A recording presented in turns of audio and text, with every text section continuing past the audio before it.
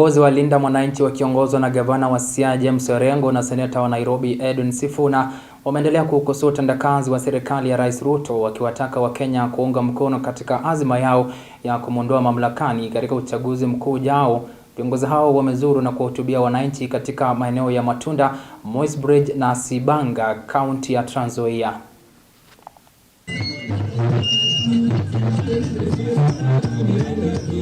Kuna jamaa juzi ameanza kupishana na mimi mambo ya kuku kati ya Waluya na huyo ndugu yako Ruto. Nani anajua mambo ya kuku?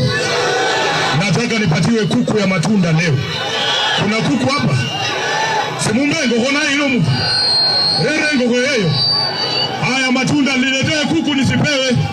Sisi tunaishi na kuku, tunajua mahali kuku haiwezi kuingia, si ndio? Hapa Matunda kuku ni pesa ngapi? Pesa ngapi? 100. Mwaka ujao tunaenda State House. Wangapi wamekubali tunaenda State House?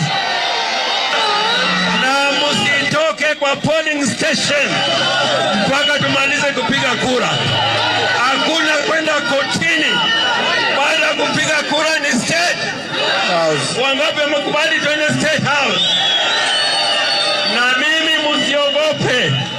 Mimi ndio dawa ya fujo. Serikali au serikali bora?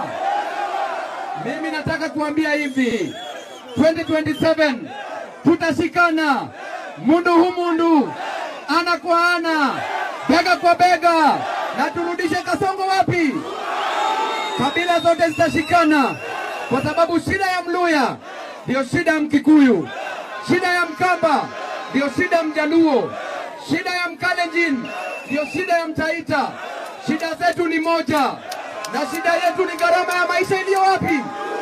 Shida yetu ni corruption, shida yetu ni gharama ya maisha, shida yetu ni hizi mahindi zetu zenye haziwezi iva kwenye shambani.